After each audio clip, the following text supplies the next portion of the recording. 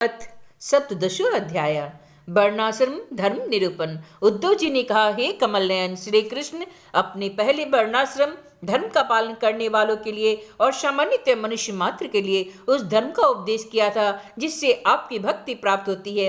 अब आप कृपा करके यह भी बतलाइए कि मनुष्य किस प्रकार से अपने धर्म का अनुष्ठान करे जिससे आपके चरणों में उसे भक्ति प्राप्त हो जाए। हे प्रभु, हे महाबाहु, हे माधव, पहले आपने हंस रूप में अवतार ग्रहण करके ब्रह्मा जी को अपने परम धर्म का उपदेश किया था।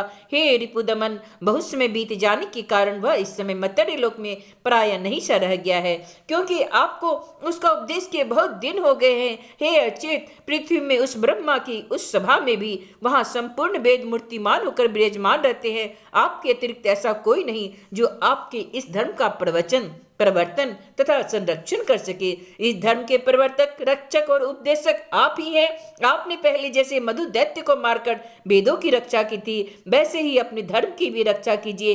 हे स्वयं प्रकाश परमात्मन, अब जब आप पृथ्वी तल से अपनी लीला स्मरण करेंगे तब तो इस धर्म का लोप हो ही जाएगा, फिर उसे कौन बताएगा। आप समस्त धर्मों के मर्मज्ञ हैं, इसलिए हे प्रभु, आप इस धर्म का वर्णन कीजिए जो आपकी भक्ति प्राप्त कराने वाला है, और यह भी बतलाइए किसके लिए उसका कैसा विधान है।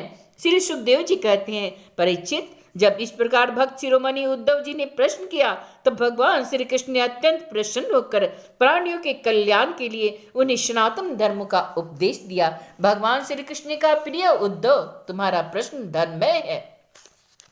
धर्ममय है, क्योंकि इसमें वर्ण आश्रम धर्मी मनुष्यों की परम कल्याण स्वरूप मोक्ष की प्राप्ति होती है। अतः मैं तुम्हें उन धर्मों का उपदेश करता हूँ, सावधान होकर सुनो।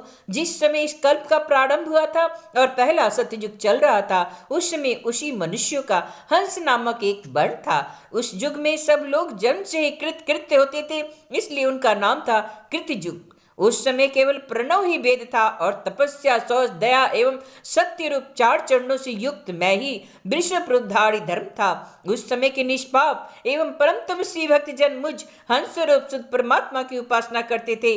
परम भाग्यवान उद्धव, सतयुग के बाद त्रेता युग का आरंभ होने पर मेरे हृदय से श्वास प्रश्वास द्वारा ऋग्वेद, सामवेद, यजुर्वेद त्रय विद्या प्रकट हुई, और उस त्रय विद्या से होता अधर्वयु और उद्गाता के कर्म रूप तीनों वेदों वाले यज्ञ के रूप से मैं प्रकट हुआ।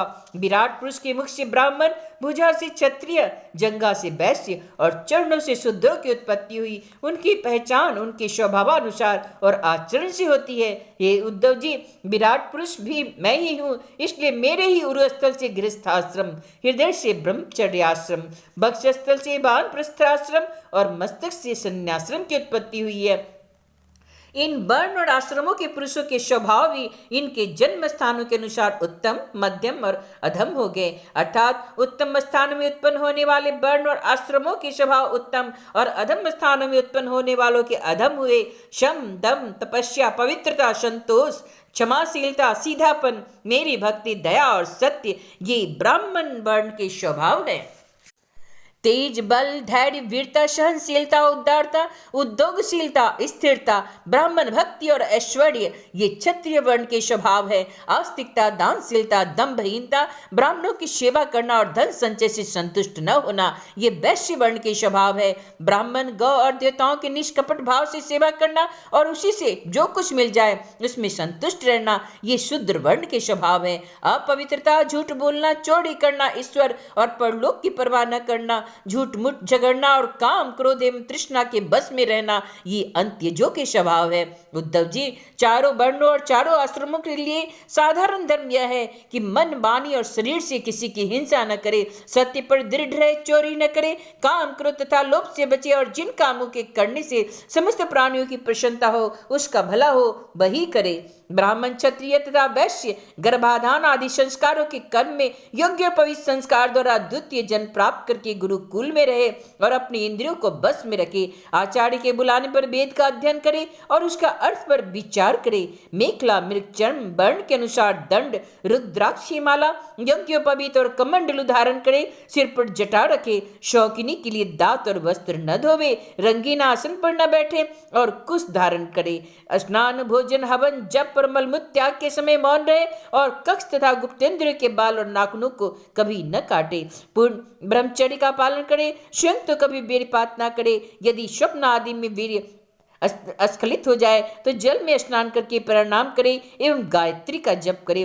ब्रह्मचारी को पवित्रता के साथ एकाग्रचित होकर अग्नि, सूर्य, आचार्य, गौ, ब्राह्मण, गुरु, वृद्धजन और देवताओं की उपासना करनी चाहिए तथा सायंकाल और प्रातःकाल मौन होकर संध्या उपासन एवं गायत्री का जप करना चाहिए। आचार्य को मेरा ही स्वरूप समझे, कभी उनका तिरस्कार न करे, उन्हें साधारण मनुष्य समझकर दोष दृष्टि न करे, क्योंकि गुरु सर्वदेवमय होता है। सायंकाल और प्रातःकाल दोनों समय जो कुछ भिक्षा में मिले वह लाकर गुरुदेव के आगे रख दे। केवल भोजन ही नहीं, जो कुछ हो सब। तदंतर उसकी आज्ञा अनुसार बड़े संयम से भिक्षा आदि का यथोचित उपयोग करे। आचार्य यदि जाते हो तो उनके पीछे पीछे चले, उनके सो जाने के बाद बड़ी सावधानी से उनसे थोड़ी दूरी पर सोवे। थके हो तो पास बैठकर चरण दबावे और बैठे हो तो उनके आदेश की प्रतीक्षा में हाथ जोड़कर पास में खड़े रहे। इस प्रकार अत्यंत छोटे व्यक्ति की भांति सेवा शुश्रूषा तथा सदा सर्वदा आचार्य की आज्ञा में तत्पर रहे। जब तक विद्या अध्ययन समाप्त न हो जाए तब तक सब प्रकार के भोगों से दूर रहकर सभी प्रकार गुरुकुल में निवास करे और कभी अपना ब्रह्मचर्य व्रत खंडित न होने दे। यदि ब्रह्मचारी का विचार हो तो मैं मूर्तिमान वेदों के निवास स्थान ब्रह्मलोक में जाऊं तो उसे आजीवन नैष्ठिक ब्रह्मचर्य व्रत ग्रहण कर लेना चाहिए और वेदों के स्वाध्याय के लिए अपना सारा जीवन आचार्य की सेवा में समर्पित कर देना चाहिए। ऐसा ब्रह्मचारी सचमुच ब्रह्मतेज से संपन्न हो जाता है और उसके सारे पाप नष्ट हो जाते हैं। उसे चाहिए कि अग्नि, गुरु और अपने शरीर और समस्त प्राणियों में मेरी ही उपासना करे और यह भाव रखे कि मेरे तथा सबके हृदय में एक ही परमात्मा विराजमान है। ब्रह्मचारी, वानप्रस्थ और सन्यासियों को चाहिए कि वे स्त्रियों को देखना, स्पर्श करना, उनसे बातचीत करना, हंसी मस्करी करना आदि त्याग दे तथा दूसरे प्राणी पर भी दृष्टिपात तक न करे। हे प्रिय उद्धव, शौच, आचमन, स्नान, संध्या उपासन, सरलता, तीर्थ सेवन, जब समस्त प्राणियों में मुझे ही देखना, मन, वाणी और शरीर का संयम, यह ब्रह्मचारी, गृहस्थ, वानप्रस्थ और सन्यासी सभी के लिए एक सा नियम है। अस्पृश्यों को न छूना, अभक्ष्य वस्तुओं को न खाना और जिनसे बोलना नहीं चाहिए उनसे न बोलना, ये नियम भी सबके लिए है। नैष्ठिक ब्रह्मचारी ब्राह्मण इन नियमों का पालन करने से अग्नि की समान तेजस्वी हो जाता है। तीव्र तपस्या के कारण उसके कर्म संस्कार भस्म हो जाते हैं और अंतःकरण शुद्ध हो जाता है और वह मेरा भक्त होकर मुझे प्राप्त कर लेता है। प्यारे उद्धव, यदि नैष्ठिक ब्रह्मचर्य ग्रहण करने की इच्छा न हो तो गृहस्थाश्रम में प्रवेश करना चाहिए। तो विधि पूर्वक वेदाध्ययन समाप्त करके आचार्य को दक्षिणा देकर और उनकी अनुमति लेकर समावर्तन संस्कार करावे। स्नातक बनकर ब्रह्माश्रम छोड़कर ब्रह्मचारी को चाहिए ब्रह्मचर्य आश्रम के बाद गृहस्थ अथवा वानप्रस्थ आश्रम में प्रवेश करे। यदि ब्राह्मण हो तो संन्यास भी ले सकता है अथवा उसे चाहिए कि क्रम से एक आश्रम से दूसरे आश्रम में प्रवेश करे। किंतु मेरा आज्ञाकारी भक्त बिना आश्रम के रहकर अथवा विपरीत क्रम से आश्रम परिवर्तन कर स्वेच्छाचार से में प्रवृत्त न हो। प्रिय उद्धव, यदि ब्रह्मचारी आश्रम के बाद गृहस्थाश्रम स्वीकार करना हो तो ब्रह्मचारी को चाहिए कि अपने अनुरूप एवं शास्त्रोक्त लक्षणों से संपन्न कुलीन कन्या से विवाह करे। वह अवस्था में अपने से छोटी और अपने ही वर्ण की होनी चाहिए। यदि कामवश अन्य वर्ण की कन्या से और विवाह करना हो तो क्रमशः अपने से निम्न वर्ण की कन्या से विवाह कर सकता है। यज्ञ, याग आदि अध्ययन और दान करने का अधिकार ब्राह्मण, क्षत्रिय एवं वैश्य को समान रूप से है, परंतु दान लेने, पढ़ाने और यज्ञ कराने का अधिकार केवल ब्राह्मणों को है। ब्राह्मणों को चाहिए कि इन तीनों वृत्तियों में प्रतिग्रह अर्थात दान लेने की वृत्ति को तपस्या, तेज और यश का नाश करने वाली समझकर पढ़ाने और यज्ञ कराने के द्वारा ही अपना जीवन निर्वाह करे। और यदि इन दोनों वृत्तियों में भी दोष दृष्टि हो तो प्रावलंबन, दीनता आदि दोष दिखते हो तो अन्न कटने के बाद खेतों में पड़े हुए दाने बीन कर ही अपने जीवन का निर्वाह कर ले। उद्धव, ब्राह्मण का शरीर अत्यंत दुर्लभ है। यह इसलिए नहीं कि इसके द्वारा तुच्छ विषय भोग ही भोगे जाए, यह तो जीवन पर्यंत कष्ट भोगने, तपस्या करने और अंत आनंद स्वरूप मोक्ष को प्राप्त करने के लिए है। जो ब्राह्मण घर में रहकर अपने महान धर्म का निष्काम भाव से पालन करता है और खेतों में तथा बाजारों में गिरे पड़े दाने चुनकर संतोष पूर्वक अपने जीवन का निर्वाह करता है, साथ ही अपना शरीर, प्राण, अंतःकरण और आत्मा मुझे समर्पित कर देता है, वह कहीं भी अत्यंत आसक्ति नहीं रखता। वह बिना संन्यास लिए ही परम शांति स्वरूप परम पद प्राप्त कर लेता है। जो लोग विपत्ति में पड़े कष्ट पा रहे मेरे भक्त ब्राह्मणों की विपत्तियों से बचा लेते हैं, उन्हें मैं शीघ्र ही समस्त आपत्तियों में से उसी प्रकार बचा लेता हूँ जैसे समुद्र में डूबते हुए प्राणी की नौका बचा लेती है। राजा पिता की समान सारी प्रजा का कष्ट से उद्धार करे, उन्हें बचाए जैसे गजराज दूसरे गजों की रक्षा करता है और धीर होकर स्वयं अपने आप से अपना उद्धार करे। जो राजा इस प्रकार प्रजा की रक्षा करता है वो सारे पापों से मुक्त होकर अंत समय में सूर्य के समान तेजस्वी विमान पर चढ़कर स्वर्ग लोक में जाता है और इंद्र के साथ सुख भोगता है। यदि ब्राह्मण अध्यापन अथवा यज्ञ याग आदि से अपनी जीविका न चला सके तो वैश्यवृत्ति का आश्रय ले ले और जब तक विपत्ति दूर न हो जाए तब तक करे। यदि बहुत बड़ी आपत्ति का सामना करना पड़े तो तलवार उठाकर क्षत्रियों की वृत्ति से भी अपना काम चला ले, परंतु किसी भी अवस्था में नीचों की सेवा जिसे श्वान वृत्ति कहते हैं न करे।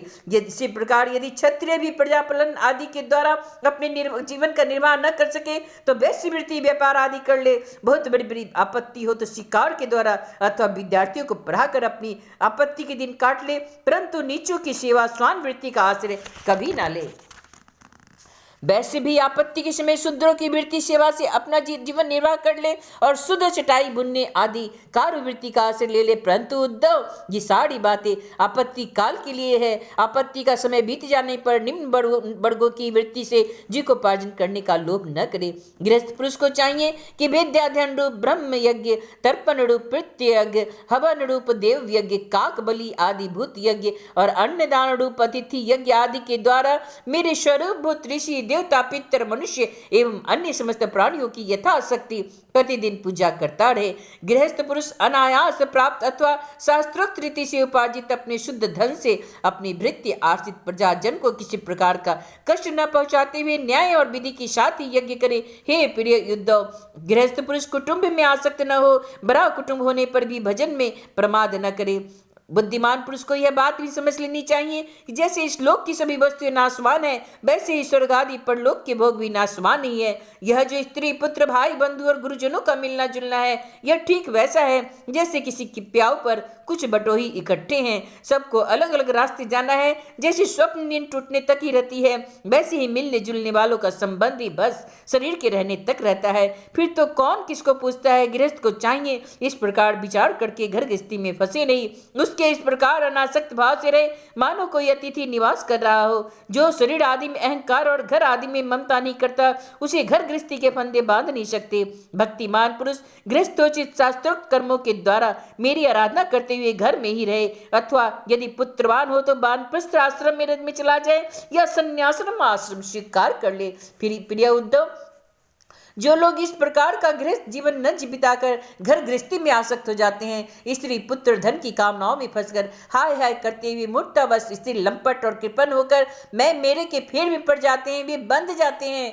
वे सोचते हैं हाय मेरे माँ बाप बूढ़े हो रहे हैं, पत्नी के बाल बच्चे अभी छोटे हैं, मेरे न रहने पर ये दीन अनाथ और दुखी हो जाएंगे, फिर इनका जीवन कैसा रहेगा। इस प्रकार घर गृहस्थी की वासना में जिसका चित्त विक्षिप्त हो रहा है वह मूढ़ बुद्धि पुरुष विषय भोगों से कभी तृप्त नहीं होता, उन्हीं में उलझकर अपना जीवन खो बैठता है और मरकर घोर तमोमय नरक में जाता है। इति श्रीमद्भागवते महापुराणे ब्रह्मण्यसंहितायां एकादश स्कन्धे सप्तदशो अध्याय।